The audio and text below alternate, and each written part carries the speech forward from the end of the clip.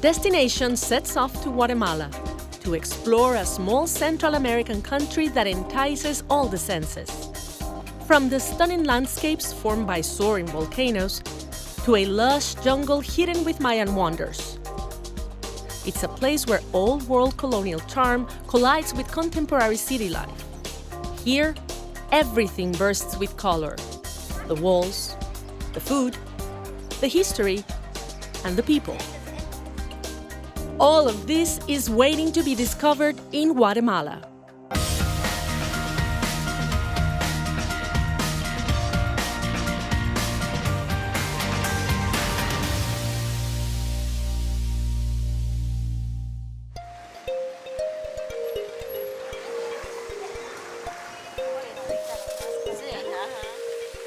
We start in Antigua, known for its cobblestone streets and colorful buildings.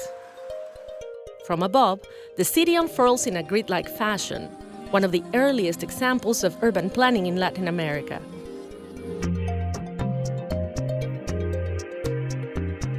Estamos en el sitio de la Compania de Jesus. We are at the site of La Compania de Jesus. The importance of this historical complex lays on the economic and social power that the Jesuit order held. It's the only building in the whole city to have mural paintings. Former city curator Jose Maria Magna says this UNESCO World Heritage Site has deep religious roots. We can see, for example, the richness of the colors on the facade where the elements have not damaged it. We can see the remains of the saints, who appear with rich, colorful gowns. Antigua was originally the capital city of Guatemala. But after a series of earthquakes in the 1700s, the capital moved to Guatemala City. The building was destroyed and abandoned after the destruction of the city in 1773. But in the 19th century, when coffee was introduced as a monoculture for export, the city acquired new life. And this block of buildings, made up of a church and a convent, was used since as a market. On the side door, we can see the products that were sold inside the market and their corresponding prices in royal currency.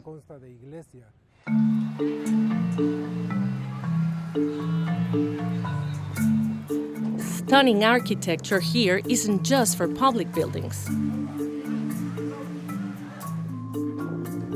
Aprovechando que estamos en Casa Popeno. We are in Casa Popeno, without a doubt one of the best preserved houses of the 18th century. It is worth mentioning something important in regards to the architecture and its symbolism. The arch is a reflection of the importance of the owner of the house.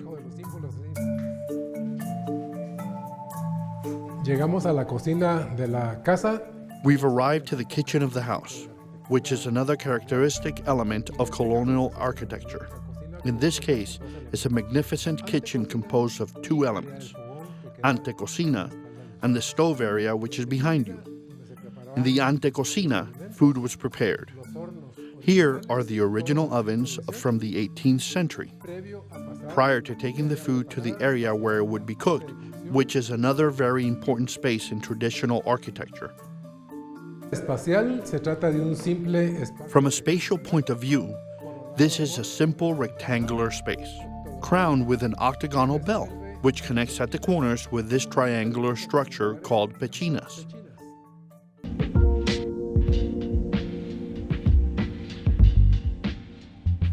A quick walk away from Casa Popeno is perhaps Antigua's most iconic image. This arch is nothing more than an architectural accident, due to the fact that on this side we have Las Catalinas, a convent for cloistered nuns. In the 18th century, the nuns had a school for girls across the street.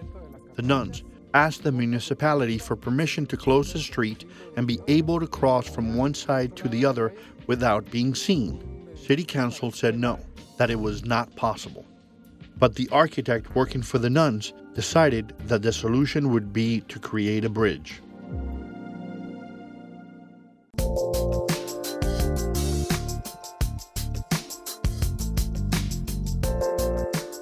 The Jesuit presence on Antigua goes beyond the architecture.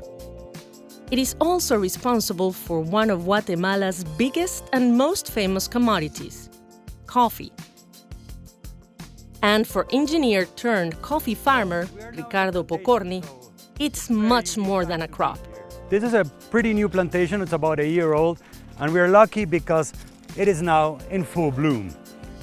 La Azotea farm has been in his family for 180 years.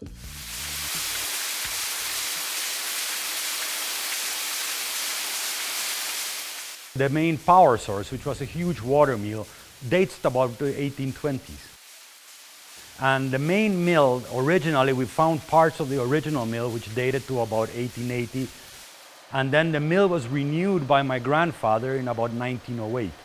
And the machinery was built by Mackinnon in Aberdeen, Scotland. Today, the old milling machine only processes a small portion of the farm's beans. What you're seeing here is actually a newer mill that we built at about the year 2000 to meet our environmental requirements of water consumption so that the coffee itself becomes an environmentally friendly coffee.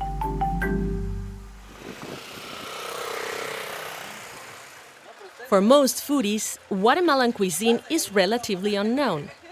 Our next stop takes us to the Central Market, where we meet TV producer Ana Carlos, an expert on food in Antigua. When we see a candy shop in the middle of the market, we are seeing a slice of history. What we are seeing here is this dulceria.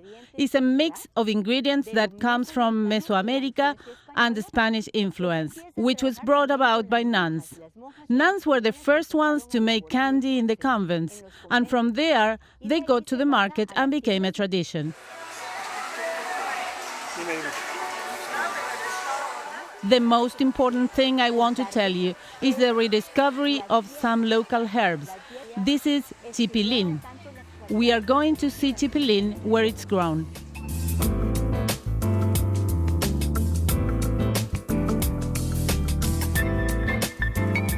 Kayoba Farms is a haven for organic produce and fresh pressed juices. The farm has been providing produce to contemporary Guatemalan eateries since opening in 2004. On Saturdays, though, its kitchen highlights traditional cuisine. We are with Doña Connie and Doña Marta, who are two ladies who prepare the emblematic dishes in this farm. Can we start to see how you will prepare it? Here we have the pepián. Pepián, a traditional Mayan stew, is one of the many dishes made by hand. Everything from the grinding to roasting of ingredients is derived largely from Mayan traditions. But if you can't wait until Saturday for a good meal, just follow the locals to church any day of the week. Here, stands begin popping up in front of churches across the city at sunset, each one a feast of colors, flavors, and textures. What we can see here that is very interesting is that these are family-owned businesses.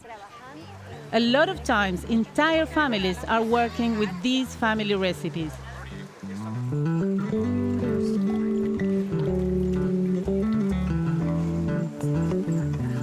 So, atole is a pre-Hispanic drink. It's very old.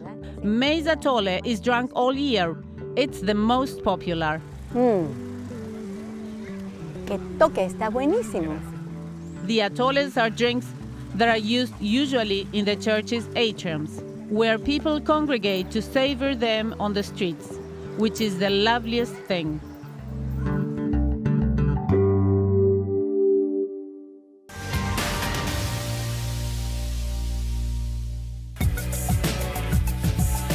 It's the deepest lake in Central America, with a depth of 320 meters. Surrounded by three vast volcanoes that rise up, providing a dramatic 360-degree backdrop.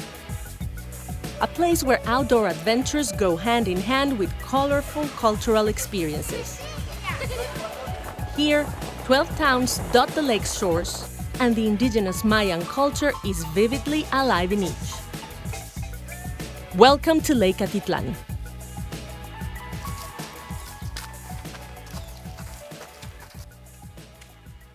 So we're doing a hike that's very close to my heart. Guatemala City native Melissa Whitbeck grew up visiting family at the lake. I like to come here because it's very peaceful and you can really see the colors of the lake. This is where the hike ends, in the picturesque town of Santa Catarina Palopo.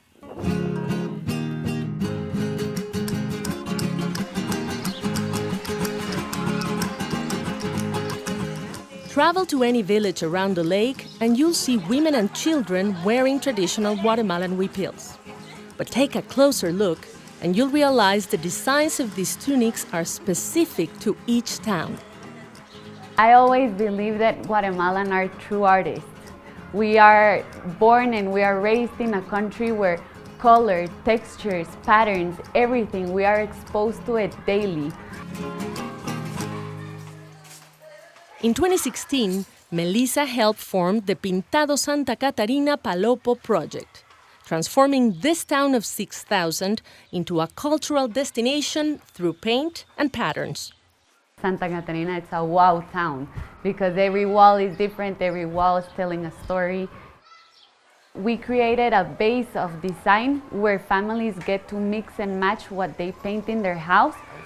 And it's something so unique and so representative to families in the area because it's something they wear on a daily basis in their textiles. So they wanted to show this to the world.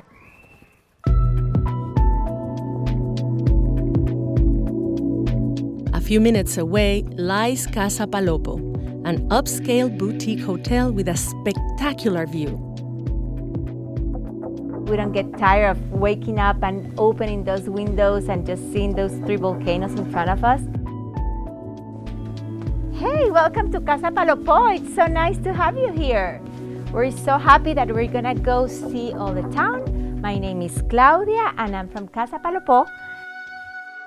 In 2010, Claudia Bosch bought the property from a friend and expanded it into a luxurious 15-room retreat. Each guest room is meticulously curated with art from all over the world. The lake is a very peaceful place. You know, it's perfect for yoga, for retreats, for just finding yourself. I really want to take you out to the town because what's so important about Guatemala is to have that contact and to share with the community and see how locals are doing things.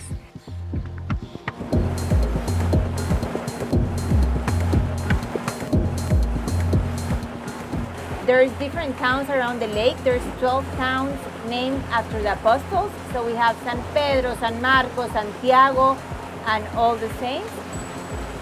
Now we're going to San Juan that has the specialty of arts, and we're gonna see some dyeing of the textiles, which is beautiful. Hi, Gabriela. Good to see you. How are you doing? So nice to be here. Nice to see you.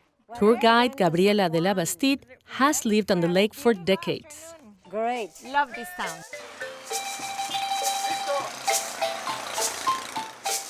It's amazing. So we'll visit an art gallery. Okay. Very famous.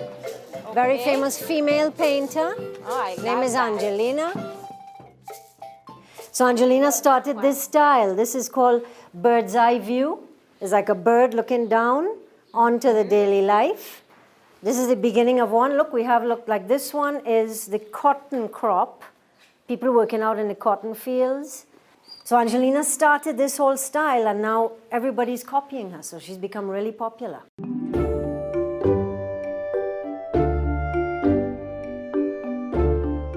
San Juan is known for its weaving co-ops. Catarina, hola. At this particular co-op, 52 women put their spin on cotton. Catarina is explaining that from the age of 7, they start to do this. So you have a ball of thread. This could easily take 2 days. The white is dyed. How do we get the colors? Look at the beautiful green you get from rosemary So plant. nice. Not only for cooking, also for dyeing thread. We have carotene from carrots, gives us orange. There are two plants that are really interesting because they are affected by full moon. Okay. Imagine, this is really cool. So for example, the logwood tree, this is a hardwood. So if they cut that tree and it's right around the time of full moon, you get this deep purple. If you cut it and it's not around the time of full moon, you get a lighter purple. The explanation is that the sap, the tree is absorbing more sap and it makes for a richer, deeper color if you cut it in full moon. With its moderate weather and rich soil, the lake is known for its produce. At Casa Paloma, diners can pair the breathtaking views with Chef Eduardo González's cuisine, which incorporates a Mayan staple, corn. The corn is something that has been present in Guatemalan culture since the Mayans. They developed everything around the corn, you know. And right now, in Guatemala, well, the tortillas are made the same way they used to do it. If you come to Guatemala, you can find a lot of things that they say los tres tiempos, tortilla los tres tiempos. So that means that you can find tortilla for breakfast, for lunch, or for dinner, and it has to be fresh. But corn's not just for tortillas. Its significance still impacts modern-day practices in the country. Farmers here perform religious ceremonies, a concept called making the milpa, when planting and harvesting the crop.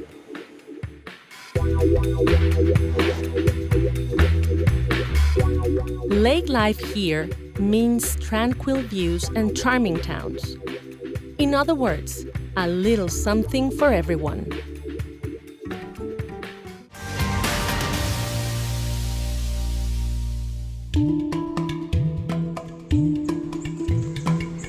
Deep in the lush jungles of northern Guatemala lies the ghost town of Tikal. Now a national park, it's a gem in the archaeological world, a peek into the ancient Mayan culture. In 1956, a team of archaeologists arrived for the Tikal project, a 13-year expedition funded primarily by the University of Pennsylvania.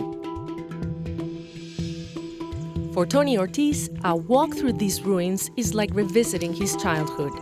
His parents ran the original 12-room hotel, which lodged the archaeologists from 1956 to 1968. Now, the Jungle Lodge Hotel is a luxurious 49-room escape just steps away from the ruins. We have the original rooms here where the archaeologists camped. The wood's still original, the size of the rooms are original, but we keep this like a little piece of history for the world. A walk around the hotel is like a step back in time, with remnants of the Tikal project era scattered around the grounds. These jeeps and these old trucks were brought in order to have transportation for the archaeologists of the Tikal project. At the height of the project, 113 people were working and living at or near the Jungle Lodge. But in 1968, the American ambassador to Guatemala was assassinated during the Guatemalan Civil War, and the project ended. But the national park is home to more than just relics from the Tikal project. A 30-minute drive away from the Jungle Lodge is a set of ruins called Huaxactún. The discovery of these ruins in 1916 led to the unearthing of Tikal. After this, now we know that all the Mayan sites have observatories. We have 3 buildings here. The building on the left, from that point of view, the sun rises behind that on June 21st. That's the longest day in the northern hemisphere, the north. The days keep getting shorter for September 21st here for an equinox. It was important to keep track of the sun. If you know where the sun is at a certain time of year, we know what time of year it is. So that the Mayans could predict the rains. It's very critical to predict the rain when you plant. I think that gives us an idea of the organized society they must have had. Because you need people to be specialized in stargazing. Sunrise here is a feast for the eyes and ears. The best views are from the tops of temples and are accompanied by sounds of a jungle waking up.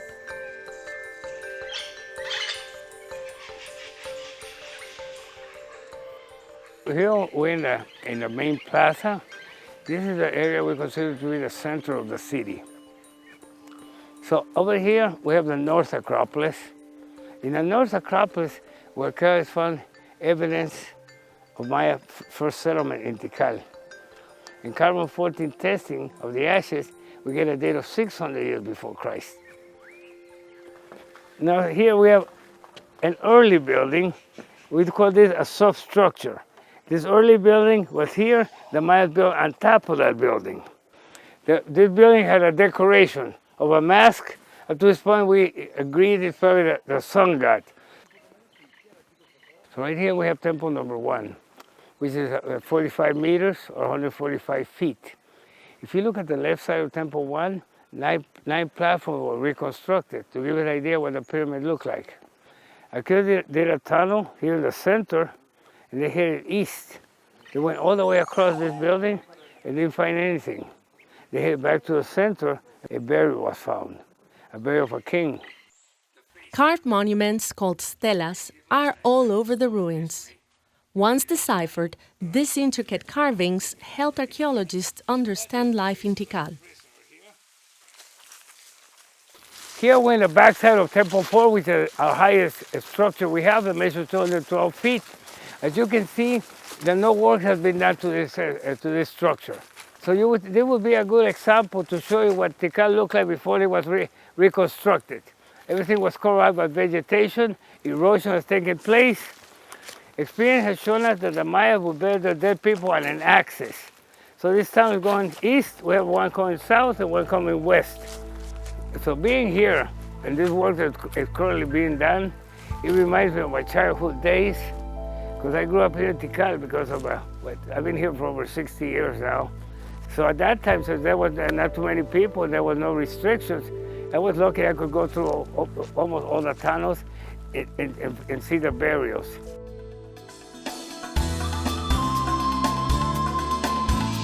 This is Guatemala, a country that may be small in size, but whose offerings to travelers are anything but.